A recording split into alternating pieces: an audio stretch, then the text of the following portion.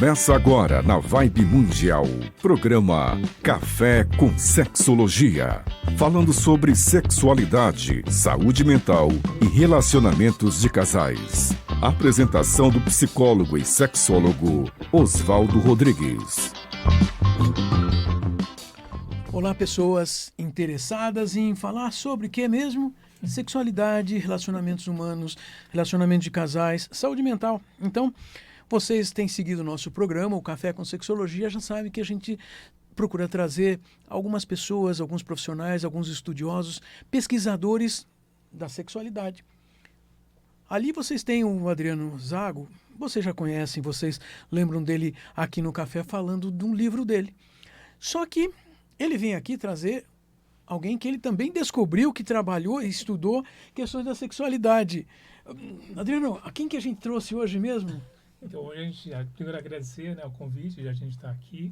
Então, o Caio Romano, né? Caio Romano! Que vai falar sobre um tema que também ainda tem controvérsias, né? Que é a masturbação, né? Hoje em dia. E também já aproveito que o Caio é organizador desse livro que a gente está publicando, né? Que chama Psicanálise e Sexualidade, junto com a Cristiana e com o Roberto Secarelli.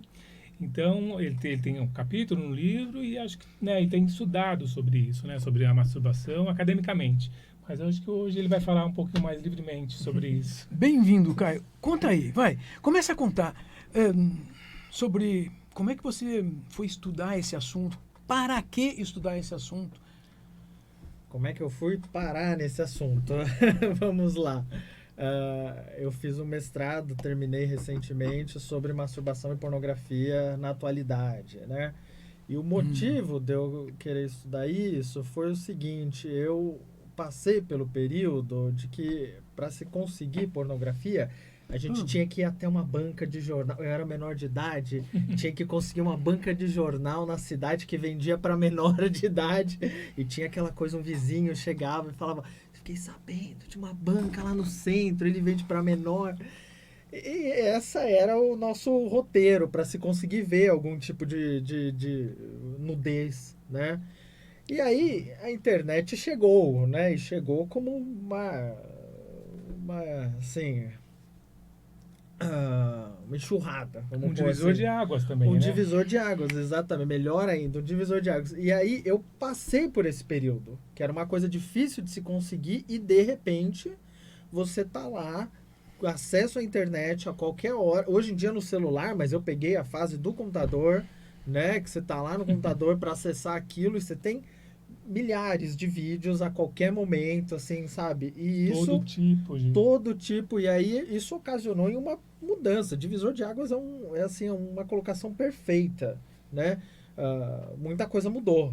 Tanto em relação à quantidade, tanto em relação à qualidade, tanto em relação a essa coisa de você não precisar mais se expor. Você não precisa até uma banca, você não precisa até... Tinha locadora que tinha um setor de pornografia, que você tinha que ir lá. Agora, exatamente. Os antigos sabem, né? Não, eu também peguei. Pois é. E agora... Diga. Então, você está mostrando que, assim, atualmente, as pessoas têm mais acesso à pornografia, mas essa pornografia tem alguns objetivos ou alguns usos. E acho que aí vem a parte do seu assunto de estudo, a utilização da pornografia com interesses à masturbação. Eu sempre vinculei essas duas coisas, né? Eu sempre vi que a pornografia estava vinculada à masturbação, e a masturbação atualmente está muito vinculada à pornografia. Antigamente não era assim, de fato, né? Hoje as coisas se misturaram de um jeito incrível.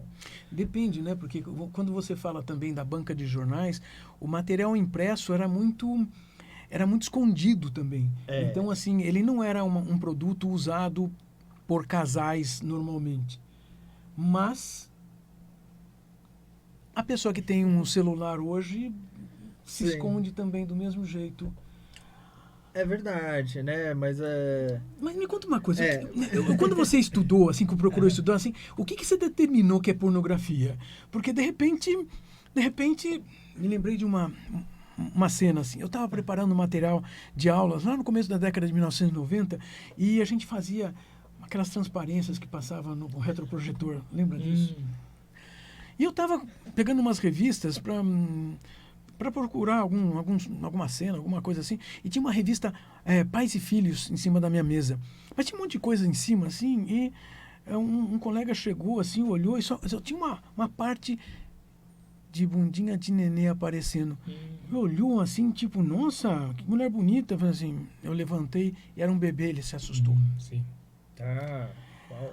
Isso me mostrou uma coisa. Primeiro que ele não estava esperando que fosse Pais e Filhos ali com material. Mas isso mostrava outra coisa. Tem gente que pode procurar uma revista comum, um material comum, que para ninguém mais vai significar sexo, mas para essa pessoa vai ser pornografia. Quer dizer, você está contando algo que tem um genérico aí. Qual é a vertente que você usou? Qual o recorte que você usou? Olha, eu foquei muito, Oswaldo, na questão da pornografia da internet. Na internet, essa divisão se quebra um pouco. Antigamente, era uma problemática da qual se gastou vários rios de tinta para definir o que é erotismo e o que é pornografia. Um é mais explícito, o outro é implícito. Um tem uma coisa mais exposta, outro não. Né? Então, por exemplo, o Amante de Lady Chatterley, que quando foi lançado, não tem uma imagem, mas foi proibido. Lançado, se não me falha a memória, em 1910, e só foi lançado na Inglaterra em 1940, porque foi proibido. Que era proibido na Inglaterra vitoriana. Então, que era uma obra extremamente pornográfica, né? Aquela coisa, né? Então, o que eu pensei, o quanto hoje, assim, a coisa de ser explícito se perde um pouco, porque hoje tudo é muito explícito, né? E tudo é em altas quantidades, né? Essas coisas, os exageros da pornografia da atualidade. Essa pergunta me guiou muito, né? Como é que as pessoas lidam, como é que a cultura, vamos pôr assim, é atravessada em relação aos excessos da pornografia da atualidade, né? Então existem excessos, você percebe, e isso margeou essa discussão toda associando a masturbação. Sim, existem excessos. Por exemplo, quando eu comecei a pesquisar essa coisa dessa mudança das bancas de jornal e da videolocadora, eu comecei a ver que tinha uma mudança para o acesso na internet. Tudo bem, vamos pesquisar sobre isso. Quando eu fui pesquisar por isso, eu fui surpreendido, porque os números são avassaladores, né? Hoje em dia não se faz mais download. Antigamente, quando se fazia download, 1/3 de todo o download da internet era pornografia. O Pornhub, que é um dos sites mais famosos, é o segundo mais acessado no Brasil, o primeiro é o Xvideos, o Pornhub, antes da pandemia, e é importante frisar que isso foi antes da pandemia, ele tinha 28 mil acessos por segundo. Segundo. Ou seja, milhões de acessos por dia. Era assim, tem mais acesso que quase batendo o Google, assim, piadas à parte, né? E depois da pandemia, esses números aumentaram, não diminuíram. Então, quando você vai vendo que 1/3 de todos os downloads do mundo são sobre isso, 28 mil acessos por segundo, você vai vendo que tem uma coisa, eu vou usar essa palavra para manter, né? Tem um excesso, tem uma coisa muito grandiosa aí. E tem aumentado o número de pessoas que têm acesso à internet, e isso faz com que se aumente também proporcionalmente, ou até exponencialmente, porque você citou uma outra circunstância. A circunstância da pandemia produziu uma mudança, em poucos meses, uma mudança drástica nos relacionamentos das pessoas, e a busca de satisfação, até busca de alívios e destensionamentos produzidos pela pandemia. E o sexo é sempre uma forma que parece ser muito fácil das pessoas relaxarem, né? E aí, fácil de se acostumarem. A gente fala se acostumar, ou a gente já está falando de... Fala se acostumar. Ou a gente já está falando de uma circunstância mais assim, dependência de...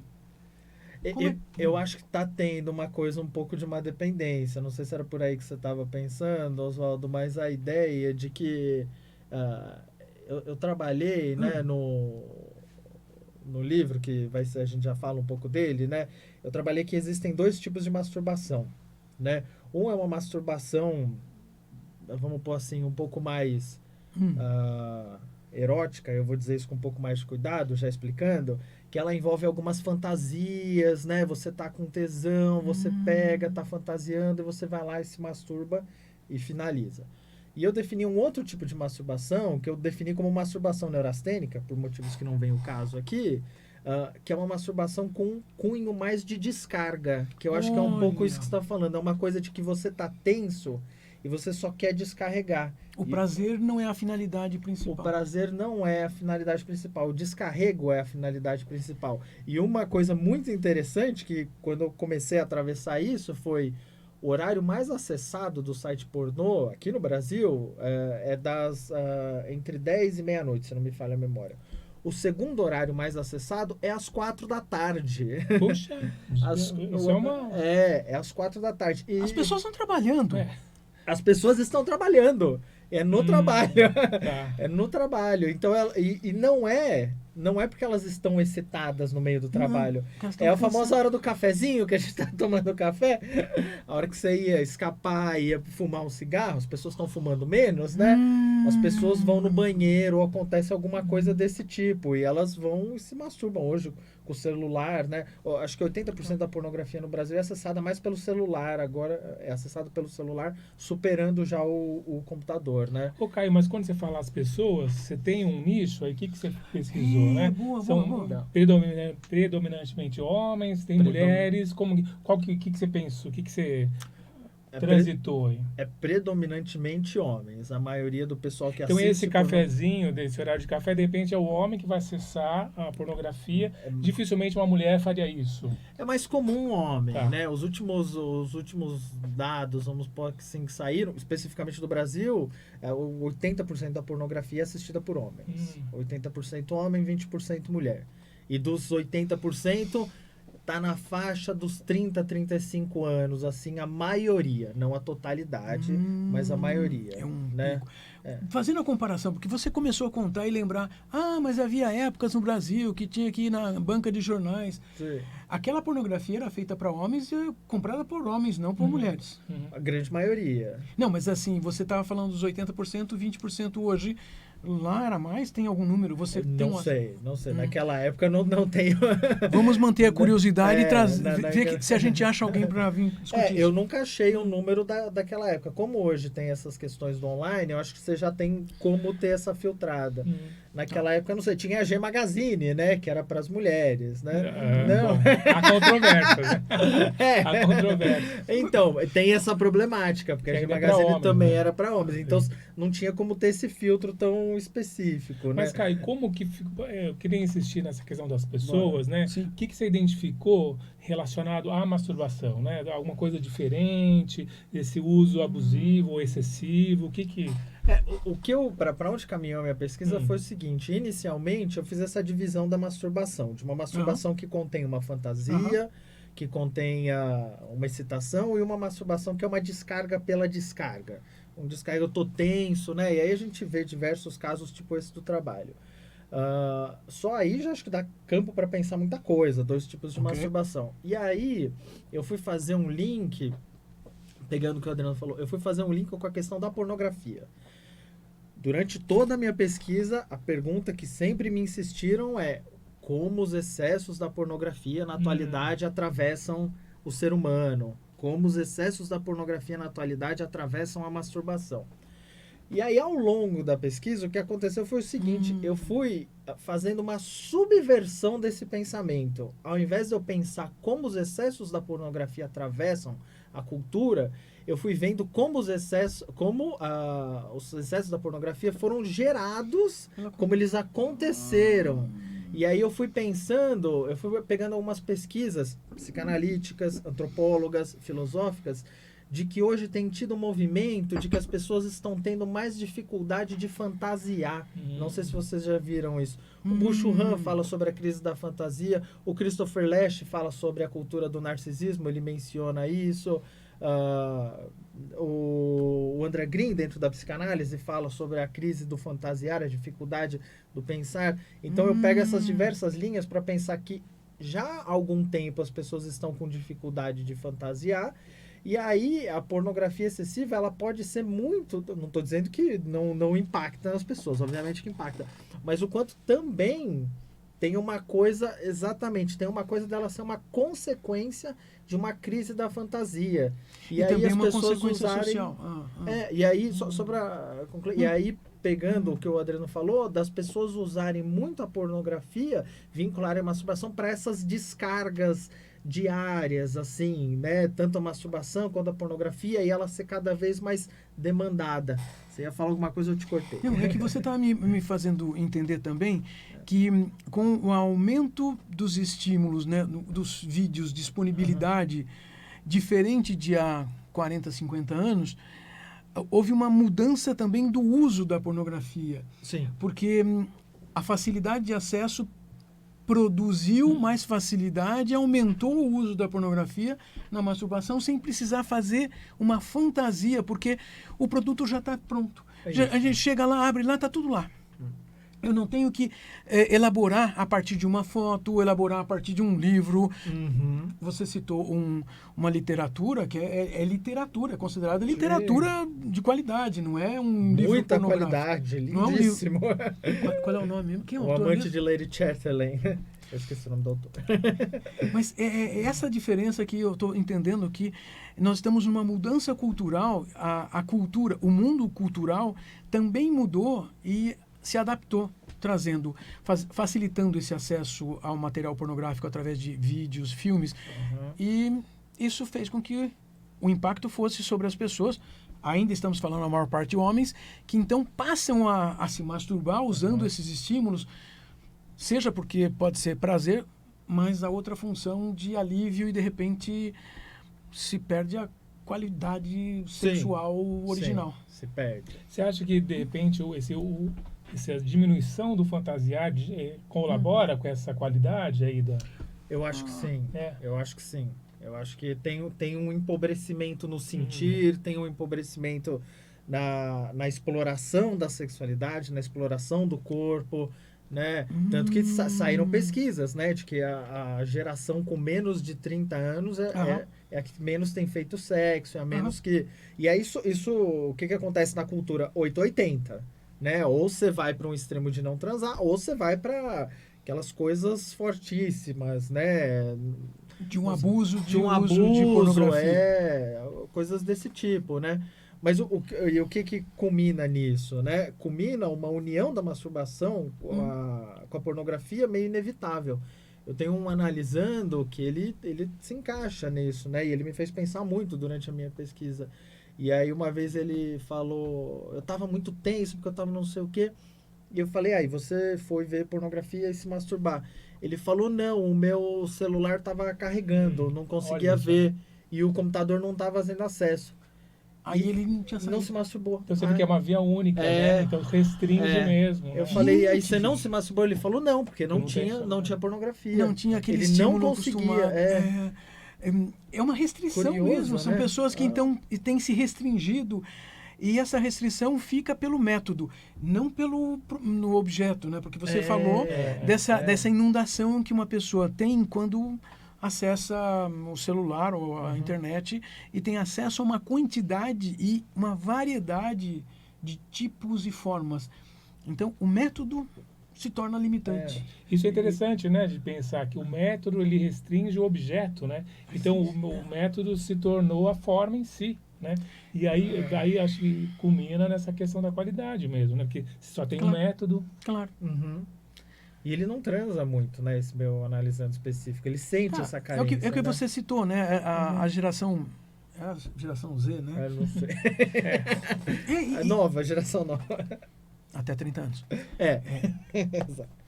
Esse grupo de pessoas, em todas as pesquisas, tem aparecido como dando menos valor para a atividade sexual a dois, a relacionamentos a dois, inclusive sexuais. Porém, tem uma facção, um grupo que simplesmente tem uma masturbação excessiva, sim, individual, sozinho, e não tem troca. Será que isso vai mudar? O que vem depois do Z, hein? Mas eu acho que pensando numa mudança, acho que também a gente pode relacionar com os relacionamentos, né? Porque acho que começa no indivíduo, né? Essa questão autoerótica, eu comigo mesmo e tal. E como é que isso se desenvolve depois num relacionamento? Porque esse foi o caminho das gerações anteriores. A forma de entender o próprio corpo para poder estar com outra pessoa. Só que o que você está me fazendo crer também é que existem pessoas hoje que, pelo método ou pela falta do método, simplesmente não expressam sexualidade porque não sei o que fazer. Inclusive, eu estou pensando, às 4h, tenso com o trabalho, fica só com a tensão, a ansiedade, sem saber o que fazer. E acho que também um ponto, né, Caio, que é sobre essa questão da masturbação, que me veio agora, que a gente ouve muito no consultório, que algumas vezes as pessoas preferem a masturbação do que a relação sexual, ou com a namorada, ou com a esposa, porque é mais fácil, né? Tem essa questão da facilidade, prático, porque não preciso responder ao prazer da outra pessoa. Então eu me masturbo e eu tenho um relacionamento estável ou não, mas que preferem a masturbação. É isso que é curioso. Tem uma história muito engraçada. Ele está mostrando um livro aqui, o livro, ele foi baseado no... A gente já fala do livro, né? Mas ele foi baseado num congresso que aconteceu. Teve uma mesa que tava eu, o Alberto Neto, falando sobre a relação da pornografia com o Stoller, que é um psicanalista, e a gente convidou Robert Stoller. o Robert Stoller. E a gente convidou uma atriz pornô, que é a Diana Gomes, que fez uma fala primorosa. Eu falei antes dela, e eu falei uma coisa parecida aqui, essa história das 4 horas, não sei o quê. E aí ela trouxe a fala dela, e no meio da fala dela ela falou: Caio, isso que você falou é muito. A minha agenda às 4 horas é fechada. Às 4 horas, sempre alguém do trabalho me liga, né, pra fazer, finge que você é minha secretária, finge que não sei o quê. E ela falou, isso daí está acontecendo muito. Tive um dia exaustivo hoje, finge que é minha secretária pra gente brincar aqui e dar uma... A fala dela no livro está espetacular. Então isso aqui está nesse livro aqui. Tá nesse livro. Oba, olha... eu acho que é bastante interessante e importante você também estar referindo o livro, porque é uma maneira das pessoas que estão assistindo terem acesso a essas informações e formarem suas próprias conclusões. Afinal de contas, vai poder esmiuçar mais o que você escreveu, não só você, são outros autores. Sim. E nós precisamos entender mais sobre sexualidade. Você que tem nos assistido, tem acompanhado o programa Café com Sexologia, precisa ter esses acessos. Aliás, vamos lembrar uma coisa. Adriano, você concorda que os livros ainda são mais importantes do que os sites na internet que têm informações? Pô, se eu não concordar com isso, eu vou ter que dar um tiro na cabeça. Que ele é o editor, mas assim, eu acho que nós estamos falando exatamente porque procurar na internet algo que a gente quer saber sobre sexo, a gente vai ter informações ruins. Não adianta a inteligência artificial, porque a inteligência artificial, preciso contar para vocês, ela é burra. Para sexo, então, porque afinal de contas não pode falar de sexo. Em segundo lugar, a inteligência artificial busca na própria internet as informações, então não tem informação de qualidade. Mas alguns livros, puxa, esse aqui a gente precisa ler. Quero agradecer a você por trazer esse assunto, porque esse assunto é necessário. Adriano, obrigado por ter trazido mais um autor seu aqui. A gente que agradece. E estamos abertos a todos os autores que falem sobre questões de relacionamentos humanos que precisam vir aqui conversar com as pessoas. Obrigado, Adriano. Obrigado, Caio. Obrigado, professor. Então, podemos pensar em ter continuidades aí. Quando escrever mais coisas, vem aqui. Vamos falar disso aqui.